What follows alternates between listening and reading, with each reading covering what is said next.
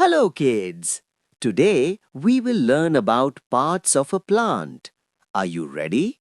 Let's start. Look at this plant. A plant has many parts. Each part has a special job. First is root. Root grows under the soil. It holds the plant firmly. It takes water from the soil. Next is stem. Stem grows above the ground. It holds the plant up. It carries water and food. Now leaves. Leaves are green. They make food for the plant. Here is flower. Flowers are colorful. They help to make fruits. Now fruit. Fruits grow from flowers. They protect the seeds.